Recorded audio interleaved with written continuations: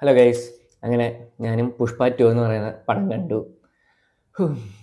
പടം കണ്ടു കഴിഞ്ഞപ്പം നല്ല ബോറ് പടം. പിന്നെ ഈ റിവ്യൂ കാണുന്നവരോട് ഇതിൽ ഞാൻ പറഞ്ഞു പോകുമ്പം ചിലപ്പോൾ അത് സ്പോയിലർ ആകാതിരിക്കാം.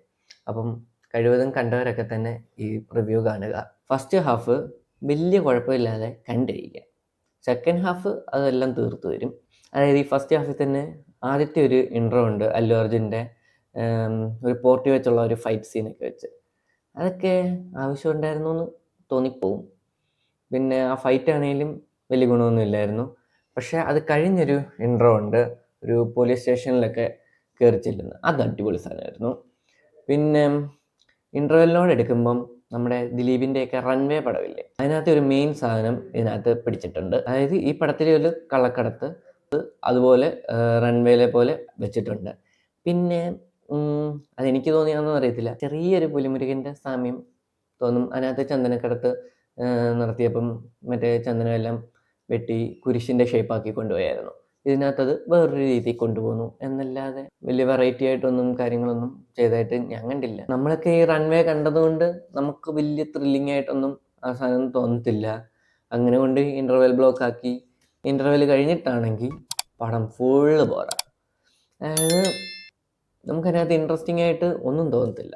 എന്തിനോ വേണ്ടി എടുത്ത് ചാടുന്നു, പടം മുന്നോട്ട് പോകാനായിട്ട് എന്തൊക്കെയോ കാണിക്കുന്നു എന്നല്ലാതെ അതിനകത്ത് വലിയ ഇതൊന്നും ഇല്ല. പിന്നെ ഇതിൻ്റെ ഡ്യൂറേഷൻ, അതായത് 3 മണിക്കൂർ 20 മിനിറ്റ് എങ്ങാണ്ടുണ്ട്.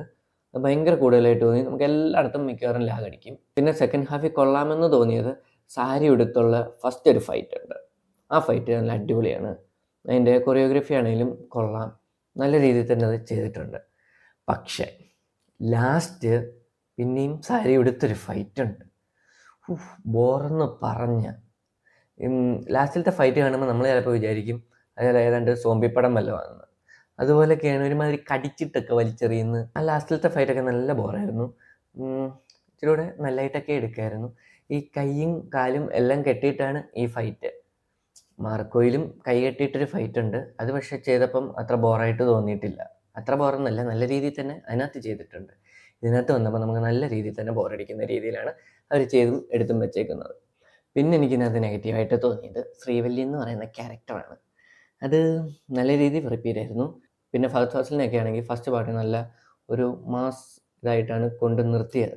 പക്ഷേ സെക്കൻഡ് പാർട്ടി വരുമ്പം നല്ല കോമഡി പീസാക്കി വെച്ചിട്ടുണ്ട്. നമ്മളും വിചാരിച്ചു ഫഹദ് ഫാസിലും അല്ലു അർജുനും തമ്മിലുള്ള ഒരു ഫേസ് ഓഫും അടിപൊളി സീനൊക്കെ കാണുമെന്ന്. പക്ഷേ അങ്ങനെയുള്ള സാധനമൊന്നും ഇതിനകത്തില്ല. സത്യം പറഞ്ഞാൽ ഇതിനകത്തൊന്നും വലിയ ഇൻട്രസ്റ്റ് ആയിട്ട് തോന്നുന്നില്ല. പിന്നെ പാട്ടാണെങ്കിലും കേൾക്കാൻ കൊള്ളാം എന്നല്ലാതെ വലിയ ഇതൊന്നുമില്ല. പിന്നെ ആ കിസിക്കിസോ കൊള്ളാം.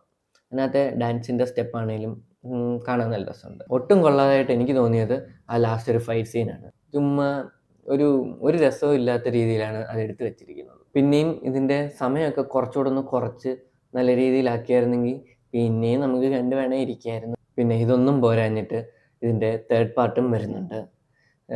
ഇതിൻ്റെ ലാസ്റ്റിൽ കൊണ്ട് നിർത്തുന്ന പുഷ്പ 3 വരുന്നെന്നും പറഞ്ഞാണ്.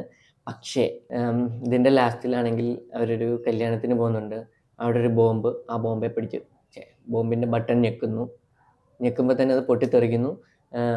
അങ്ങനെ പുഷ്പ 3 എന്ന് എഴുതി കാണിക്കുന്നു. ആ പൊട്ടിത്തെറിച്ച കൂട്ടത്തിൽ തന്നെ പുഷ്പ അങ്ങ് തീർന്നു കിട്ടിയായിരുന്നെങ്കിൽ പുഷ്പ 3 വരേണ്ട ആവശ്യമില്ലല്ലോ. ശരിക്കും പറഞ്ഞാൽ പുഷ്പ 1 കണ്ടവർക്കാണെങ്കിൽ അത്ര നല്ല രീതിയിലൊന്നും പുഷ്പ 2 ഇഷ്ടപ്പെടത്തില്ല. പക്ഷേ പുഷ്പ 1 കാണാതെ ഈ പുഷ്പ 2 കാണുവാണെങ്കിൽ നിങ്ങൾക്കൊക്കെ ചിലപ്പോൾ ഇഷ്ടപ്പെടും. പിന്നെ ട്രെയിലറിൽ കാണിച്ച പല സാധനങ്ങളും ഇതിനകത്ത് ഞാൻ കണ്ടില്ല. അതിനും പുഷ്പ 3-ലേക്കുള്ളതാണോന്നും എനിക്കറിയില്ല. പിന്നെ അതുപോലെ പറയാനുള്ള ഒരു ആദ്യത്തെ സാരിയുടെ ഫൈറ്റ് സീൻ കൊള്ളാമെന്ന് പറഞ്ഞു. അത് കൊള്ളാം. പക്ഷെ ആ ഫൈറ്റ് സീൻ കഴിഞ്ഞിട്ട് ശ്രീവല്ലിയുടെ കുറച്ച് ഡയലോഗുണ്ട്. ആ നല്ലൊരു ഫൈറ്റ് സീൻ കഴിഞ്ഞിട്ട് ഈ ഡയലോഗും കൂടെ വരുമ്പോൾ നമുക്കൊരുമാതിരിയാവും. അതായത് ആ ഫൈറ്റ് സീൻ കഴിഞ്ഞ് ശ്രീവല്ലിയുടെ ഡയലോഗ് നല്ല ബോറ്, ഒരുമാതിരി സീരിയൽ ടൈപ്പ് ആക്കി വെച്ചിട്ടുണ്ട്. സെക്കൻഡ് ഹാഫ് മൊത്തം ഒരുമാതിരി സീരിയൽ ടൈപ്പായിരുന്നു. ഇതിൻ്റെ റൈറ്ററായ സുകുമാർ മര്യാദയ്ക്ക് ആദ്യം ഒരു കഥ എഴുതി, പിന്നെ KGF ഇറക്കി, പിന്നെ അതിനോട് ഏറ്റുമുട്ടത്തക്ക രീതിയിലൊക്കെ എഴുതിയതെന്നൊക്കെയാണ് അന്നൊക്കെ വന്നത്. പക്ഷെ മര്യാദയ്ക്ക് ആദ്യം എഴുതിയ കഥേക്കാളും ചിലപ്പോൾ നല്ലതായിരിക്കും. ഇതൊരുമാതിരി അങ്ങ് ഹൈ ലെവൽ പിടിക്കാൻ നോക്കിയാന്ന് തോന്നുന്നു. ഭയങ്കര മാസ് മാത്രം നോക്കിയാണ് ഈ പടം എടുത്തേക്കുന്നത്.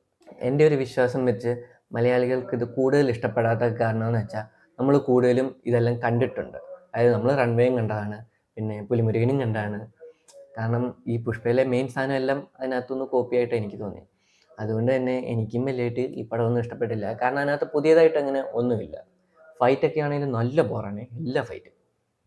പക്ഷേ ഫസ്റ്റ് പാർട്ടിലെ ഫൈറ്റൊക്കെ അടിപൊളി സാധനമായിരുന്നു. മറ്റേ ആ കൈ കെട്ടിയിട്ടുള്ള കാട്ടി വെച്ചൊക്കെയുള്ള ഫൈറ്റ് ആണെങ്കിലും നല്ലതായിരുന്നു. പക്ഷേ ഇതിനകത്ത് വരുമ്പോൾ ഫൈറ്റ് എല്ലാം ബോറാണ്. ഏതായാലും പുഷ്പ 3 വരാൻ ഇനിയും കുറേ നാളെടുക്കുമായിരിക്കും. അതെങ്കിലും നല്ല രീതി ചിലപ്പോൾ വരുമായിരിക്കും. ഇതുപോലൊക്കെ ആണെങ്കിൽ വെറുതെ. പക്ഷേ പടം ഇങ്ങനെയൊക്കെ ആണെങ്കിലും കളക്ഷനിൽ നല്ലതായിട്ട് കുതിച്ചുകൊണ്ടിരിക്കുകയാണ്. ഇപ്പം 1500 കോടിയിൽ മേളിലെങ്ങാണ്ടായെന്നാണ് തോന്നുന്നത്. ഏതായാലും മൊത്തത്തിൽ അവർ പണി വെച്ചത് ഗംഭീരം. നിങ്ങൾ ഈ പടം കണ്ടിട്ടുണ്ടെങ്കിൽ നിങ്ങളുടെ അഭിപ്രായം പറയുക. കണ്ടിട്ടില്ലെങ്കിൽ കണ്ടിട്ട് അഭിപ്രായം പറയുക. അപ്പോൾ ഓക്കെ, ബൈ.